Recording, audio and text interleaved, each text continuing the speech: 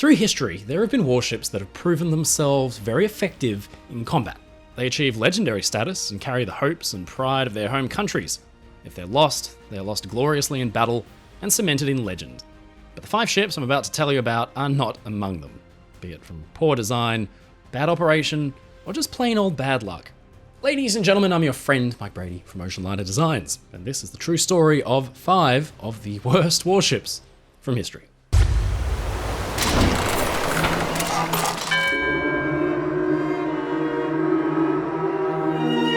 5, the HMS Captain.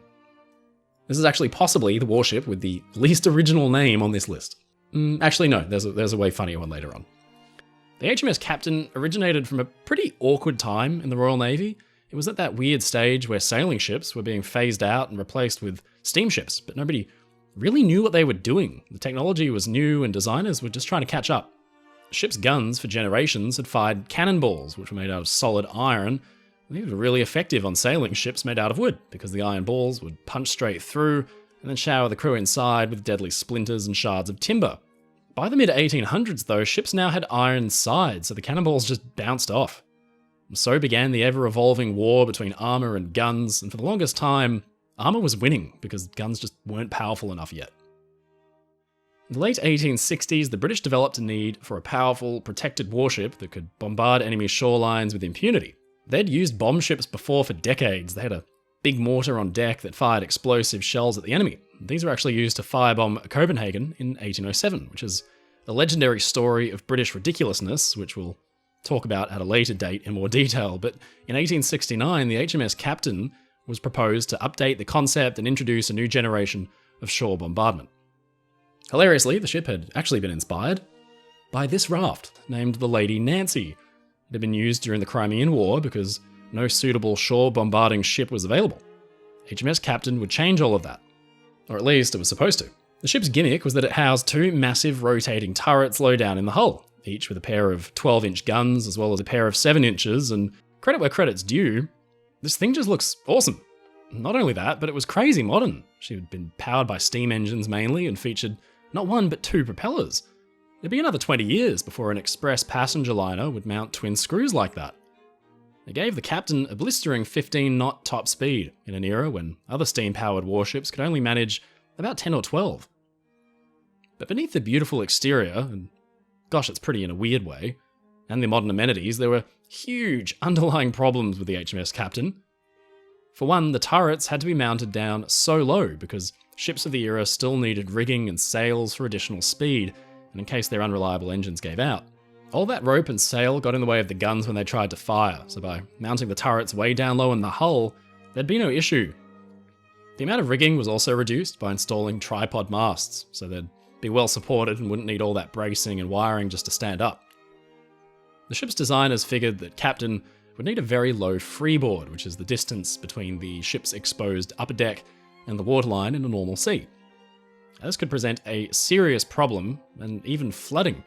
All the heavy wrought iron armour and the installation of a hurricane deck high up above the guns meant that the captain would be extremely overweight, but more dangerously, out of balance. All the weight was high up on the ship, and a metacentric height meant that she'd be unstable. Couple that with the low freeboard and the exposed gun deck, and you had a ship that might be at risk of flooding and capsizing. In classic fashion, the British Admiralty pressed on with construction, but noted that if anything went wrong, it would be the fault of the builders. The freeboard was originally meant to be 8 feet, but after construction, the ship was found to be over 700 tons heavier than expected, so it sat deeper in the water, bringing the freeboard to just 6 feet. Even worse, the centre of gravity had actually risen higher than expected to. Chief Constructor James Reed had raised huge concerns over all of this, but, well, he was overruled. At gunnery trials, the ship fired on a target and was fairly accurate, except for the percussion of the guns rolling the ship over 20 degrees. The ship, with its exposed low gun deck, would be expected to capsize at 21 degrees of roll. It was a ticking time bomb and completely avoidable. I mean, when you think the ship was expected to capsize with 21 degrees list either side, what, did the British Admiralty just think that the weather was going to calm right down whenever the captain was sailing around? In 1870, the inevitable happened. In a force 6 wind, the water was washing over the weather deck, and by midnight, the wind force had actually increased to about 10 or 11, Waves roared in at 50 feet or more, and the captain began to roll. As expected, the warship capsized and sank in short order, but the other 10 ships in the convoy that sailed with the captain were completely fine. And sadly, 472 men had to die for this harsh lesson in naval architecture, and there are actually only 18 survivors. Incredibly, the inquiry blamed the British public for the mess, saying that the ship had only been built because British media and parliamentary figures had been clamouring for a ship like the Captain. If you're enjoying hearing about these great ships, then you'd probably enjoy reading about them too. My secret is that the books behind me aren't actually just for show. I do read them and I get tons of information for them when I make my videos. Sometimes I also read non-ship books. Shocking, I know. And at the moment, I'm reading Sapiens, A Brief History of Mankind, and I'm doing it through Blinkist. Now you too can have your own secret literary weapon. Blinkist is an awesome platform which takes the content from over 5,000 non-fiction books and podcasts. Sapiens, for example, is a great book, and Blinkist will take the content and create 15-minute long sessions that are really entertaining, but also, educational and informative. Want to go for a run and read? Well, Blinkist can help you with that. It's not just a summary either, it's really original, fun and entertaining. It adds a lot to the book's narrative and helps you form new ideas. They've recently introduced Blinkist Spaces, which helps you share books and titles with friends or families. It could be in a group of people dedicated to a specific topic, like mindfulness or productivity or history, for example. Give Blinkist a try and you will not be disappointed. You can get a 25% discount on a year's annual subscription. They've been good enough to provide us a link to create a 7-day free trial, so give it a try and see how quickly you get hooked. You can head to www.blinkist.com/Oceanliner Designs to start that trial. Enjoy, and happy reading. If you read Sapiens, let me know what you think in the comments below, because no joke, I really enjoyed it. Now, on to the next ship. Number 4, the USS Vesuvius. Continuing the theme of weird and wonderful main armament for warships, we're going to travel 20 years into the future from the HMS Captain to look at the USS Vesuvius. Another pretty nice looking ship with a bit of a strange gimmick. This ship was, to be fair, just a testbed vessel designed to show off its unusual gun setup. See, the Vesuvius wasn't any old cruiser. No, she was a dynamite cruiser. If that sounds bonkers to you, then, well, you'd be right. The ship was designed to carry a trio of pneumatic guns, which used about 1,000 pounds per square inch of 70 standard atmospheres to fire brass-cased shells loaded with explosives, a whopping 550 pounds or 250 kilograms of the stuff. Weirdly, the explosive chosen wasn't actually dynamite, but the whole setup was so sensitive to accidental detonation that compressed air had to be used to fire the guns instead of your typical gunpowder. The guns were mounted alongside each other on the ship's bow and fixed in place, so to aim them, the ship had to alter its entire course and then point its bow at target. The obvious issues with this arrangement were lost on the designers, who thought that this would be a new and exciting way of smacking their enemies from a distance. Trials proved 2 issues. First, the range of the guns was hilariously short, only about 1 mile or 1.6 kilometers at full explosive loading. And secondly, in a twist which shouldn't surprise anybody, apparently having fixed guns on a small ship are very hard to aim and extremely inaccurate. Not only do you have to keep your bow pointed at the target the whole time, but also, as the ship pitches up and down in the water, the trajectory of the shells is constantly changing. They might go high or low depending on whatever direction the bow is pointing. In an actual engagement with enemy warships, the Vesuvius would have been mincemeat, but she proved really good at shore bombardment where accuracy kind of didn't matter. In 1898, during the Spanish-American War, the Vesuvius bombarded Santiago in Cuba, and the effect was, psychologically speaking, very effective because the guns sounded weird, and the explosion of all that 250 kilogram of explosive in each shell was huge. In the years to come, the ship was used to test torpedoes and then, hilariously, ended up hitting and almost sinking itself with one. The torpedo actually ran a circular course and came right back around, exploding against the Vesuvius' side. The ship had to be beached to prevent it from sinking, and she was then decommissioned and scrapped. A weird footnote in the US Navy's history books, but one which, to be completely fair, had done pretty well in a shore bombardment role, but only because the recipients of the bombardment had no idea what was doing it. Number 3, the Powerful class. Remember when I said HMS Captain had a really unoriginal name? Well, let me introduce you to the HMS Powerful. You want to make your ship sound big and strong? Just name it Powerful. Bad ship design doesn't just occur when there are faults in the ship's centre of gravity. There can be nothing physically wrong with the vessel, but instead the fault is with its reason for being, its very purpose. The doctrine behind the ship can be flawed, rendering its whole existence, well, pointless. To that end, let me introduce the HMS Powerful and its sister ship, the HMS Terrible. The Powerful class of 2 protected cruisers was built in response to Russia's cruisers, which were designed to operate as free hunting raiders at long range. Russia, in the event of a conflict, could also seize fast ocean liners and convert them into commerce raiders as well. They would need to be stopped, but there was a problem. This was the 1890s, and everything was powered by coal. For a British ship to be powerful and fast enough to chase down the Russians without needing a lengthy and expensive refueling of coal, it would need to be big. Really big. See, at the time, a protected cruiser usually displaced about 10,000 tons and ran about 400 feet long. The Powerful and her sister, the aptly and hilariously named Terrible, would be some 14,000 tons and over 500 feet long, which was about the size of most passenger liners of the time. This was in fact 100 feet longer than the Royal Navy's newest Majestic-class battleships. The monumental protected cruisers would be powered by a pair of triple expansion steam engines and provide up to 20 knots of speed. The engines were fed with what can only be described as a vast amount of coal, supplied from the largest coal bunkers on any contemporary British warship. The whole point of the Powerful class was to chase down the enemy, so even in bad weather they'd need to keep up their speed. Ocean liners could do that because their hulls were very tall, but warships really didn't usually have such high freeboard.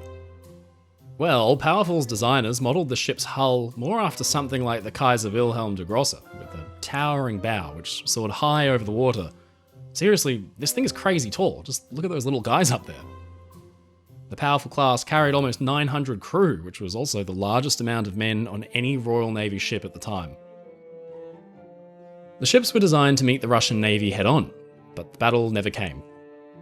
It was the culmination of a fairly silly doctrine which focused on building specialised ships designed to meet only a specific few opponents in combat. So instead of investing in a few smaller, more well-rounded ships, the Royal Navy now had 2 massive cruisers which were quickly superseded in terms of speed.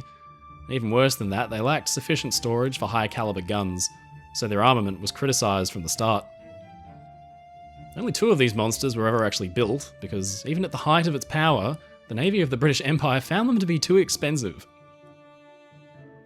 They never engaged an enemy warship in combat, but took part in the relief of Ladysmith during the Boer War and in suppressing the Boxer Rebellion. HMS Powerful was a catchy name, but maybe the HMS Too Big and Too Expensive would have worked better. Number 2, the HMS Courageous. Sometimes the design and purpose of a ship can become confused and lost. See, doctrinal changes had kind of cursed the Powerful and her sister ship, the Terrible, and they would go on to curse a trio of warships from the First World War, but proved to be so useless they would eventually be rebuilt as aircraft carriers.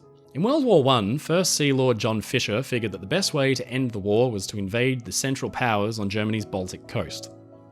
Fisher needed fast and powerful warships to fend off the German fleet, except that there was one problem. A wartime restriction had banned the construction of anything larger than a light cruiser, so Fisher thought about it long and hard. The result was the plan for the Courageous class battlecruiser. By that point, battlecruisers were already on the nose because these kinds of ships were as big and heavily armed as battleships, but sacrificed some armor protection so they could be as fast as cruisers.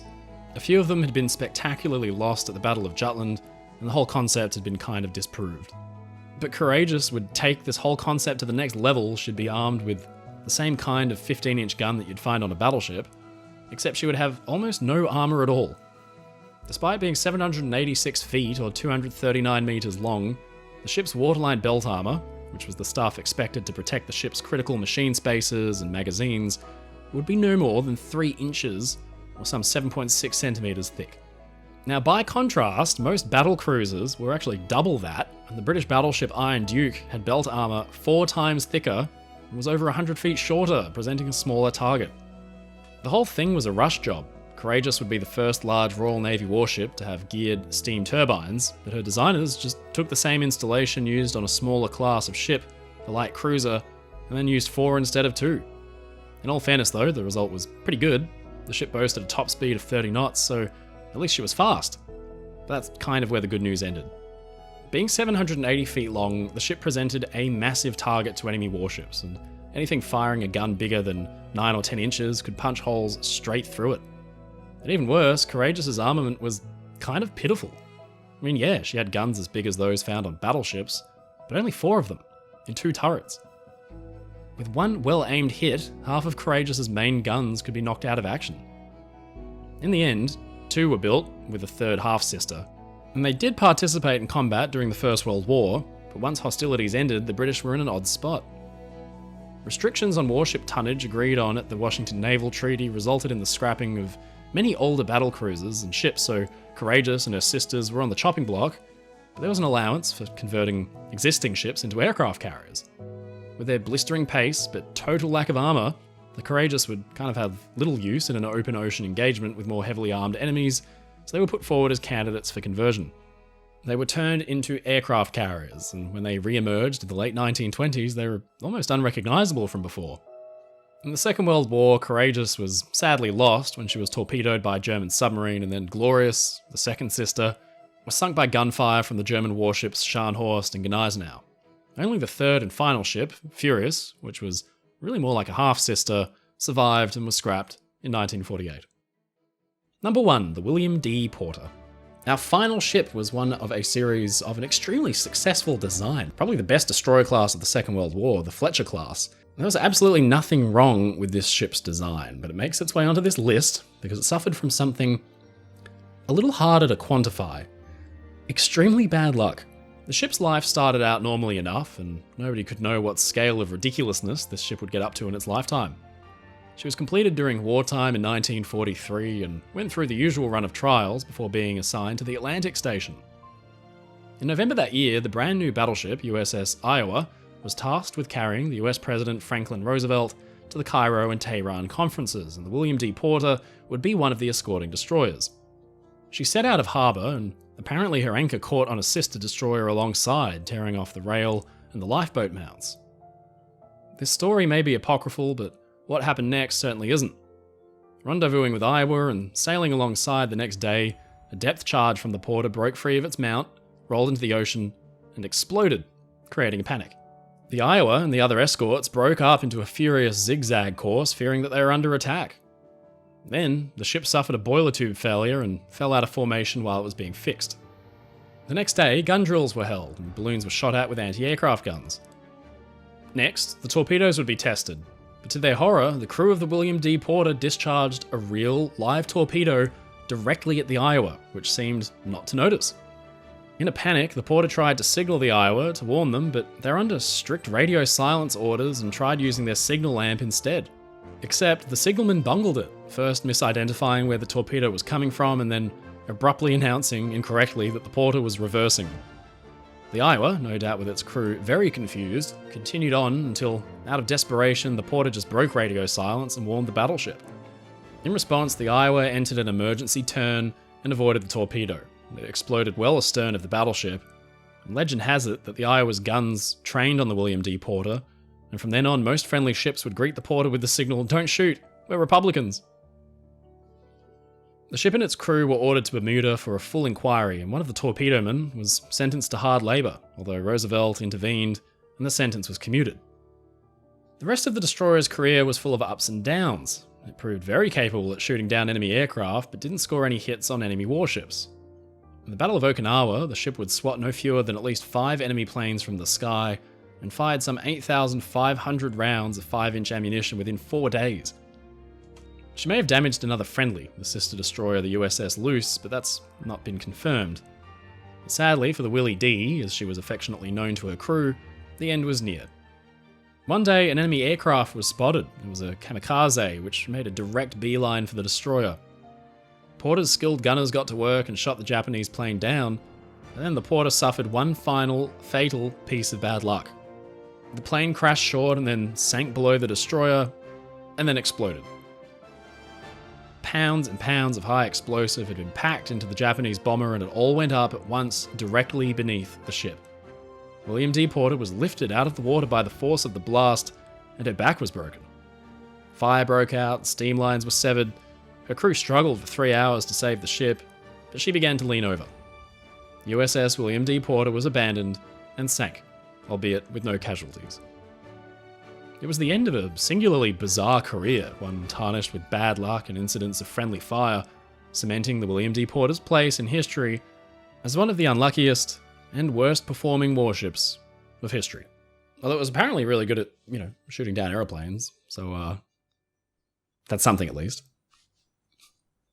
Ladies and gentlemen, it's your friend Mike Brady from Oceanliner Designs. Thank you so much for watching this video. If you enjoyed it, please leave a comment below. And don't forget to subscribe to the channel because we get new videos out weekly. If you want to support my work and get really cool perks like behind the scenes and early access, please visit my Patreon in the link in the description below, or sign up as a YouTube member. Come and join the crew. And as always, stay safe, stay happy, and I'll see you again next time.